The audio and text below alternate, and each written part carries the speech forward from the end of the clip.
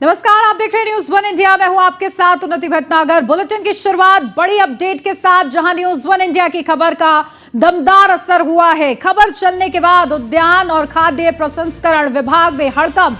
News one India की खबर के बाद सवालों से बचते नजर आए मंत्री दिनेश प्रताप सिंह। खबर चलाने के बाद करीब 6 से ज्यादा अधिकारियों के अतिरिक्त प्रभार हटाए गए हैं। सालों से जमे और 1 से ज्यादा पदों का चार्ज देख रहे अधिकारियों के सवालों पर जवाब नहीं मिला है, तो तबादलों में शासनादेश का हवाला देकर बचते दिखे मंत्री दिनेश प्रताप सिंह।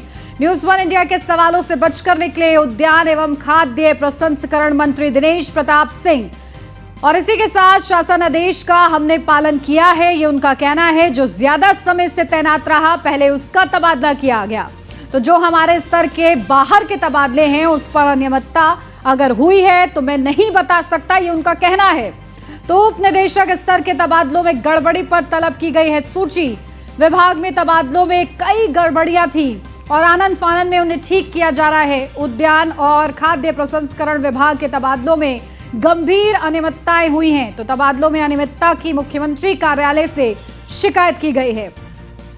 तो न्यूज वन इंडिया ने इस खबर को प्रमुखता दी थी, जिसके आधार पर यह बड़ी असर अब इस खबर का हुआ है।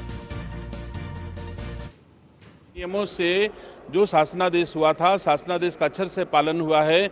जैसे जो सबसे ज़्यादा दिनों से अगर मेरे यहाँ रहा है, कोई 20 साल से रहा है, तो मैंने पहले 20 साल वाले को, 19 साल वाले को, 18 साल वाले को, 17 साल वाले को सिर्फ अवरोही क्रम में जो 20% तक हमको अधिकार हमारा शासनादेश देता था, उस अधिकार की सीमा में मैंने स्थानांतरण किए हैं। बाकी जो हमारे स्तर के बाहर के अगर स्थानांतरण हुए, अगर उसमें कोई अनियमितता हुई होगी जिसको हमारे से कोई लेना देना नहीं होता। मंत्री का जो स्थानांतरण का अधिकार है वो डायरेक्टर, डिप्टी डायरेक्टर और डीएचओ तक की फाइल आती है। तो इसमें मैंने जो स्थानांतरण किए हैं डिप्टी डायरेक्टर के, और डायरेक्टर तो एक ही होता है, और डीएचओ के, वो सिर्फ और सिर्फ अवरोही क्रम में जो सबसे ज़्यादा दिनों से रहा है। बीच में कोई क्रम तोड़ा नहीं गया है। अगर मान लो कोई 8 साल का रहा है तो उसके बाद 7 साल वाला, फिर 6 साल वाला। अगर 6 साल में 20% पूरा हो गया तो वही मैंने ब्रेक कर दिया। तो मेरे यहाँ कोई अनियमितता। अब देख लेते हैं हमारे साथ हमारे संवाददाता एसके वाजपेयी हमारे साथ जुड़ गए हैं। एसके, देखिए क्या कुछ अपडेट इस पूरे मामले पर न्यूज वन इंडिया की खबर का असर हुआ है। तबादलों में जो अनियमितता थी उसको लेकर देखिए जवाब क्या सामने आता है कि अगर वो तबादले जो हमारी जानकारी में नहीं है वो हुए हैं तो उसको लेकर मैं कुछ नहीं कह सकता हूँ, ये कैसा जवाब हुआ है? बिल्कुल, इसमें सबसे बड़ी बात ये जो मंत्री जी जवाब दे रहे हैं, जब न्यूज वन इंडिया ने उनसे पहले भी बात करने की कोशिश की थी तो उस दौरान उन्होंने बताया कि वो क्षेत्र पे हैं। हालांकि आज वो मंत्रिपरिषद की बैठक में शामिल होने के लिए पहुंचे थे, जब मंत्री जी से इस पूरे सवाल को लेकर हमने जवाब किया। तो उस दौरान उनके जवाब को अगर आप सुनेंगी तो वो स्पष्ट तौर पर कह रहे हैं कि अगर कोई तबादला मेरे स्तर से ऊपर हुआ है तो उसके बारे में मैं कुछ नहीं कर सकता, वो मेरे बस से बाहर है। सीधे तौर पर हम देखें, वो खुद कह रहे हैं कि DHO, deputy director, joint director और डायरेक्टर स्तर के अगर तबादले होते हैं तो वो मैं कर सकता हूं, और वो तबादले मैंने पूरे नियम से किए हैं, शासनादेश का पालन करके किए हैं। बस उनकी इसी बात पर ही सवाल खड़े हो रहे हैं। सबसे बड़ी बात क्या, प्रमुख सचिव का तबादला हुआ है जिसकी खबर न्यूज वन इंडिया चला रहा है, जिसके तबादले मंत्री जी नहीं कर सकते हैं। प्रमुख सचिव का तबादला नहीं हुआ है। ये तबादले सारे डिप्टी डायरेक्टर और उनके नीचे के डीएचओ अधिकारियों के हुए हैं, जो कि मंत्री जी की बिना सहमति के नहीं हुए हैं। दूसरा सवाल उनका जो वो जवाब दे रहे हैं, वो कह रहे हैं कि जो तबादले हुए, मैंने सबसे पहले यह देखा कि कौन व्यक्ति किस पद पर कितने दिनों से तैनात है। जो 9 साल से तैनात था तो पहले उसका तबादला किया, फिर जो 8 साल से तैनात था तो उसका तबादला किया। इसलिए आरोही क्रम में मैंने तबादले किए। मंत्री जी गणित बता रहे हैं, अब उनकी गणित को समझ लीजिए। लखनऊ की जिला उद्यान अधिकारी पिछले 21 साल से लखनऊ में तैनात हैं, लेकिन मंत्री जी को यह दिखाई नहीं पड़ा। उसके अलावा प्रतापगढ़ की जो जिला उद्यान अधिकारी हैं, पिछले 12 सालों से जिले में तैनात थी, उनका तबादला प्रयागराज से प्रतापगढ़ से हटाकर जौनपुर किया जाता है। लेकिन उनको जौनपुर ना जाना पड़े उसके लिए प्रयागराज मतलब मंडल का चार्ज एक डीएचओ को दे दिया जाता है, जो कि डीएचओ का चार्ज होता है, जो कि डिप्टी डायरेक्टर का चार्ज होता है। मंत्री जी इस पर कुछ नहीं बता रहे हैं। कौशांबी के डीएचओ का तबादला उन्नाव किया जाता है और कौशांबी का चार्ज उसको अतिरिक्त तौर पर दे दिया जाता है, ताकि अगर कोई पूछे तबादला किया कि नहीं किया तो उन्नाव हमने भेज दिया। चूंकि 18 साल से तैनात थे इसलिए उन्नाव भेजा, लेकिन उनको कौशांबी से ना जाना पड़े इसलिए कौशांबी का अतिरिक्त प्रभार भी दे दिया। मुजफ्फरनगर के डीएचओ का तबादला मेरठ किया जाता है, लेकिन अगले आदेश में मुजफ्फरनगर का अतिरिक्त चार्ज दे दिया जाता है। हमीरपुर के डीएचओ का तबादला फतेहपुर किया जाता है, लेकिन हमीरपुर का देखिए बड़े स्तर पर अनियमितता सामने आई थी और अब जो जवाब सामने आया है वो भी संतोष लायक तो बिल्कुल भी नहीं कहा जा सकता है इस केस को। ठीक है, आप बने रहिए हमारे साथ, लौटती हूँ आपके पास ज्यादा जानकारी के लिए। बढ़ते आगे, लखनऊ से अगली खबर। डिप्टी सीएम ब्रजेश पाठक ने बड़ी कार्रवाई की है। शासकीय कामों में लापरवाही और अनुशासनहीनता पर कार्रवाई हुई है। डिप्टी सीएम ने सुल्तानपुर के चिकित्सा अधिकारी को बर्खास्त कर दिया है। गाजीपुर, मिर्जापुर, जौनपुर में भी बर्खास्त किए गए हैं चिकित्सा अधिकारी। तो तत्काल प्रभाव से बर्खास्त किए गए हैं चिकित्सा अधिकारी, जहां लंबे समय से ड्यूटी से अनुपस्थित थे ये चिकित्सा अधिकारी। डिप्टी सीएम ने ट्वीट कर बर्खास्तगी की जानकारी दी है। तो देखिए, डिप्टी सीएम ने बड़ी कार्रवाई की है। अपडेट ले लेते हैं हमारे संवाददाता एसके वाजपेयी लगातार हमारे साथ बने हुए, सीधा उन्हीं का रुख करते हैं। एसके, देखिए बड़े निर्देश जो है डिप्टी सीएम ब्रजेश पाठक की तरफ से दिए गए हैं कि जो अनुपस्थित रहते हैं चिकित्सा अधिकारी उनको बर्खास्त कर दिया गया है, क्योंकि कई ऐसे मामले लगातार दिन ब दिन बढ़ रहे थे। बिल्कुल निश्चित तौर पर अगर हम देखें तो डिप्टी सीएम लगातार इस तरीके की कार्रवाई कर रहे हैं, और कार्रवाई कई चीजों को लेकर हो रही है। एक तो जो डॉक्टर्स बाहर की दवाई लिख रहे हैं, जिसमें गोंडा के एक चिकित्सा अधिकारी हैं जिनको शिकायत मिली थी कि वो लगातार जो मरीज आ रहे हैं उनको बाहर की दवाइयां लिख रहे हैं। मतलब सीधे तौर पर अगर हम देखें तो अस्पताल में जो दवाइयां उपलब्ध होती हैं और मुफ्त मरीजों को दी जाती हैं, उन दवाइयों को देने के बजाय बाहर से वो दवाइयां लिख रहे थे। उनके ऊपर भी बर्खास्तगी की कार्रवाई डिप्टी सीएम की तरफ से की गई है। उसके अलावा 3 और जिले हैं जहां पर, जिसमें फतेहपुर जिले का भी मामला है, उसके अलावा गाजीपुर, मिर्जापुर जिले का मामला है, जहां के जो चिकित्सा अधिकारी हैं लगातार अनुपस्थित चल रहे थे। मतलब सरकारी सेवा में उनकी तैनाती है संबंधित जो सामुदायिक स्वास्थ्य केंद्र हैं इन जिलों के, लेकिन बावजूद इसके वो अपनी ड्यूटी पर नहीं आ रहे थे। लगातार उत्तर प्रदेश के इन जिलों के सीएमओस की तरफ से उनको नोटिस भेजे गए कि आप अपनी ड्यूटी को ज्वाइन करें, अपनी ड्यूटी पर पहुंचें, जो अपने ड्यूटी के दायित्व हैं उनको पूरा करें। लेकिन बावजूद इसके ये डॉक्टर्स लगातार अपनी ड्यूटी से अनुपस्थित थे, जिससे कहीं न कहीं शासकीय कार्य बाधित हो रहा था। खासतौर पर उन सामुदायिक स्वास्थ्य केंद्रों पर जहां पर इनकी इन जिलों में तैनाती थी, वहां पर लगातार आने वाले मरीजों को चिकित्सीय परामर्श नहीं मिल रहा था। यही एक वजह है कि डिप्टी सीएम ब्रजेश पाठक के जब संज्ञान में पूरा मामला आया है, उसके बाद इस तरीके का एक्शन इन डॉक्टरों पर हुआ है। डिप्टी सीएम ब्रजेश पाठक की तरफ से इन जिलों के, जिसमें गाजीपुर भी शामिल है, मिर्जापुर भी शामिल है, उसके अलावा गोंडा जिले के सीएमओज हैं, इनको निर्देशित किया गया है कि तत्काल इन अधिकारियों को बर्खास्त करें, ताकि उनके स्थान पर दूसरे चिकित्सकों की तैनाती की जा सके और जो लापरवाही कहीं न कहीं इन्होंने बरती है उसको लेकर चीजें बेहतर की जा सके और जो मरीज जो अस्पताल पहुंच रहे हैं उनको बेहतर इलाज मिल सके। बिल्कुल, देखिए लापरवाही की गुंजाइश ना रहे, इसी उद्देश्य के साथ ये बड़े निर्देश दिए गए हैं। ठीक है, बहुत शुक्रिया इसके आपका तमाम महत्वपूर्ण अपडेट के लिए। बढ़ते आगे, सांसद बृजभूषण शरण सिंह पहुंचे लखनऊ एयरपोर्ट, जहां दिल्ली जाने के लिए लखनऊ एयरपोर्ट पहुंचे बृजभूषण शरण सिंह, जहां लखनऊ एयरपोर्ट से नई दिल्ली के लिए रवाना हुए हैं। बृजभूषण के दिल्ली जाने की जानकारी मिलते ही एयरपोर्ट पर पहुंची मीडिया, तो बृजभूषण शरण सिंह ने नहीं दिया मीडिया के सवालों का कोई भी जवाब। तो मीडिया के सवालों से बचते नजर आए बृजभूषण शरण सिंह।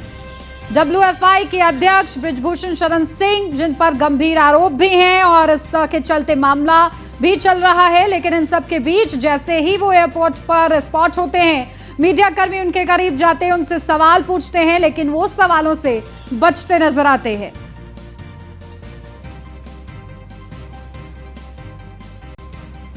अपडेट ले लेते हैं, हमारे संवाददाता संदीप मिश्रा हमारे साथ जुड़े हुए हैं। संदीप, देखिए बृजभूषण शरण सिंह लखनऊ एयरपोर्ट पर जैसे ही दिखते हैं, लेकिन सवालों से वो बचते हुए नजर आते हैं, वजह क्या रही, कुछ समझ में आया उनकी बॉडी लैंग्वेज से?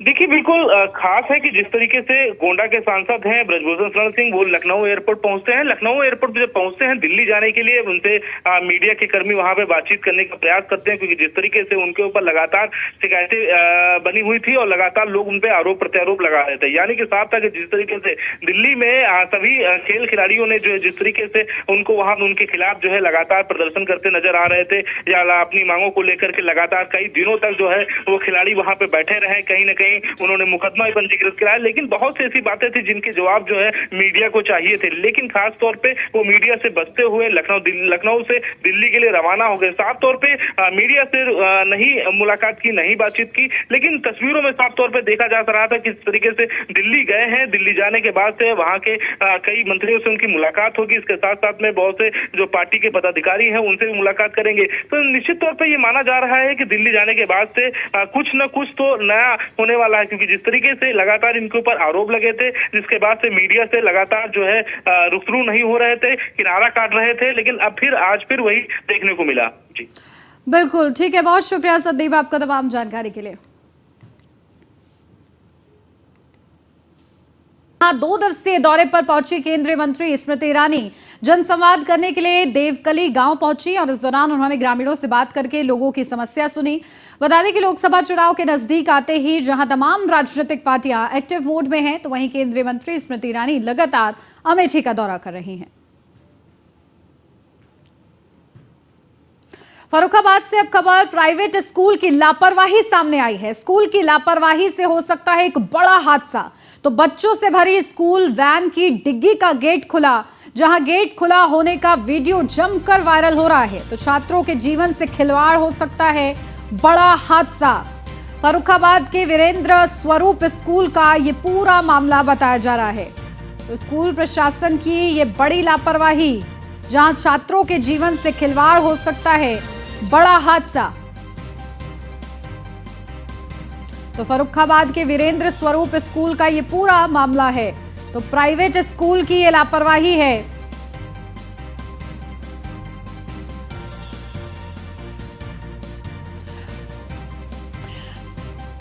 अपडेट देते हैं, हमारे संवाददाता अमित हमारे साथ जुड़ गए हैं फर्रुखाबाद से। अमित, क्या कुछ अपडेट है? देखिए, स्कूल प्रशासन की ये बड़ी लापरवाही है, बच्चों के साथ ऐसा किया जा रहा है। अगर कल को कोई हादसा हो जाता है तो जिम्मेदारी कौन लेगा? देखिए, बताना चाहूंगा ये पूरा मामला फर्रुखाबाद के वीरेंद्र स्वरूप स्कूल का मामला है। जैसे कि विजुअल में देखा जा सकता है कि किस प्रकार से मारुति वैन का जो है पीछे की डिग्गी खुली हुई है, बच्चे सहमे हुए बैठे हैं। एक इसमें बड़ा हादसा होने से जो है काफी बड़ा हादसा हो सकता है। इसमें बच्चों की भी जिंदगी का सवाल है। भाई, स्कूल वैन में जो है फर्राटा भरते अन्य वाहन जो है जिले में नजर आ रहे हैं, लेकिन जो है अभी तक जो है पुलिस अधिकारी आरटीओ कोई भी इन पर भी कार्रवाई नहीं कर पा रहा। जी बिल्कुल, देखिए, सीधा सीधा खिलवाड़ किया जा रहा है छात्रों के जीवन के साथ। बड़ा हादसे को न्योता देना जैसा है, तत्काल इस पर संज्ञान लेने की जरूरत है। बहुत शुक्रिया अमित आपका। कुशीनगर से अब खबर न्यूज़ 1 इंडिया की खबर का बड़ा असर हुआ है। लापरवाह पुलिस कर्मियों पर गाज गिरी है। एसएचओ और चौकी इंचार्ज सस्पेंड किए गए हैं। लापरवाही बरतने पर 7 पुलिसकर्मी निलंबित। पुलिस अधीक्षक धवल जायसवाल ने निलंबित किया है। तो लापरवाह पुलिसकर्मियों पर गाज गिरी है। न्यूज़ 1 इंडिया की खबर का ये बड़ा असर। एसएचओ और चौकी इंचार्ज सस्पेंड किए गए हैं। लापरवाही बरतने पर 7 पुलिसकर्मी निलंबित किए गए हैं। तो पुलिस अधीक्षक धवल जायसवाल ने निलंबित किया है। तो कुशीनगर से ये बड़ी अपडेट, जहां न्यूज़ 1 इंडिया की खबर का बड़ा असर हुआ है। संज्ञान में आई है खबर प्रशासन के, जहां लापरवाह पुलिस कर्मियों पर गाज गिरी है। सस्पेंशन की कार्रवाई की गई है, जिनमें एसएचओ भी शामिल हैं और चौकी इंचार्ज भी, जिन्हें सस्पेंड कर दिया गया है। तो लापरवाही बरतने पर 7 पुलिसकर्मी निलंबित हुए हैं। तो पुलिस अधीक्षक धवल जायसवाल ने निलंबित किया है और न्यूज़ 1 इंडिया की खबर का संज्ञान लिया है। तो लापरवाही बरती जा रही थी, जो कि कतई बर्दाश्त के बाहर है, और इसी के चलते ये बड़ी कार्रवाई की गई है और न्यूज़ 1 इंडिया की खबर पर संज्ञान लिया गया है। तो 7 पुलिसकर्मियों को निलंबित कर दिया गया है। एसएचओ और चौकी इंचार्ज सस्पेंड किए गए हैं। तो बड़ी अपडेट, लापरवाही बरतने पर 7 पुलिसकर्मी निलंबित हुए हैं। झांसी से अब खबर, सीएचसी में गर्भवती महिला से मारपीट की गई है। चिकित्सा अधीक्षक और कर्मचारियों ने मारपीट की है, जहां पीड़ित को नहीं मिल रहा था सुविधाओं का लाभ। जन सुनवाई ऐप पर पीड़ित ने की थी शिकायत पर चिकित्सा अधीक्षक नाराज हो गए। कर्मचारियों ने पति पत्नी से मारपीट की। ग्रामीणों के साथ पीड़ित परिवार ने धरना दिया। पुलिस ने आरोपियों पर कार्रवाई का भरोसा दिया है। तो मोठ तहसील के ग्राम भमरौली का पूरा मामला बताया जा रहा है। तो अस्पताल में गर्भवती महिला से मारपीट का ये पूरा मामला। मेरी वाइफ करीब 8 महीने से प्रेग्नेंट है और उसे कैल्शियम व आयरन की गोलियां नहीं मिल रही थी। तो मैंने शिकायत की थी। इसके कारण शिकायत निस्तारण ना करने के कारण मैं करीब 7 तारीख को आया था। उस दिन भी मेरी वाइफ को धक्का मार के, मेरी माँ थी, भाभी थी, धक्का मार के भगा दिया गया था। और आज मैं फिर दोबारा पेट में दर्द हुआ तो CSC मौत में आया तो उन्होंने धक्का मार के भगा दिया। बोले पहले शिकायत का निस्तारण करवाएं, इसके अलावा ही आपकी। आने में 4 बजे के बैठे हैं तो इंतजार कर रहे हैं, बोले यहाँ होगा, बैठो बैठो, फिर भगा दिया है। वो सुनाई नहीं हो रही कुछ। और समस्या है, आगे क्या हुआ था? आगे लखनऊ से अब खबर, अवैध निर्माण पर कार्रवाई करने IT चौराहे पहुंचा LDA, जहां भारी पुलिस बल के साथ बुलडोजर लेकर LDA पहुंचा। IT चौराहे के पास बाबूगंज में अवैध कॉम्प्लेक्स तोड़ने पहुंचा LDA। कार्रवाई के विरोध में रामाधीन सिंह कॉम्प्लेक्स के दुकानदारों ने LDA दस्ते को घेरा है। मामले में दुकानदारों ने कहा है कि प्रकरण में कोर्ट से हम स्टे ले रहे हैं। तो दुकानदारों द्वारा कोर्ट का स्टे दिखाने के बाद बिना कार्रवाई किए वापस लौटा है LDA। तो देखिए, LDA कार्रवाई करने पहुंचता है लेकिन दुकानदारों के स्टे दिखाने के बाद वापस लौटता है बिना कार्रवाई किए। तो अवैध निर्माण पर कार्रवाई करने IT चौराहे पहुंचा था LDA। जालौन से अब खबर, युवक का फायरिंग करते वीडियो वायरल हो रहा है। खुलेआम रिवॉल्वर से युवक फायरिंग कर रहा है। पुलिस अधिकारियों ने मामले का संज्ञान लिया है। उरई कोतवाली क्षेत्र का बताया जा रहा है वीडियो। तो खुलेआम फायरिंग वीडियो वायरल हो रहा है।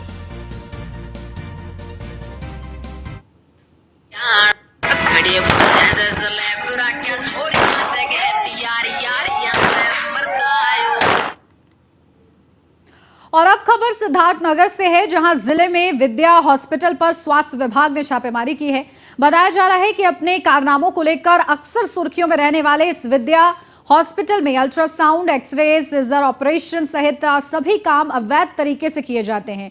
स्वास्थ्य विभाग की छापेमारी में अल्ट्रासाउंड मशीन तो नहीं मिली, लेकिन वहां पर ऐसे मरीज जरूर मिले जिनका अल्ट्रासाउंड वहीं पर किया गया था। इसके अलावा कई ऑपरेशन कराए हुए मरीज भी वहां भर्ती मिले। आपको यह भी बताते चले कि अस्पताल के प्रबंधक स्वयं BAMS डॉक्टर हैं, लेकिन वे सीजर ऑपरेशन के साथ साथ वे सभी काम करने से पीछे नहीं हटते जो MS या स्पेशलिटी डॉक्टर करते हैं। इसी BAMS डॉक्टर का कुछ दिन पहले एक ऑपरेशन करते हुए वीडियो वायरल हुआ था। जिम्मेदारों ने इस अस्पताल का लाइसेंस कैंसिल कर दिया था। बावजूद इसके ये अस्पताल अभी संचालित है और खुलेआम सारे काम अवैध तरीके से हो रहे हैं।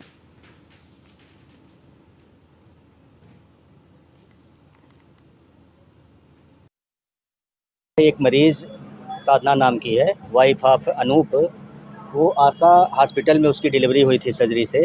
तो उसको सर्जरी के पहले अल्ट्रासाउंड हुआ था तो उसमें बताया गया था कि इसके जुड़वा बच्चे हैं, लेकिन सर्जरी के बाद उसका एक बच्चा नहीं मिला, उसको एक ही बच्चा मिला। तो इसलिए वो बार शिकायत किया था यहाँ पे।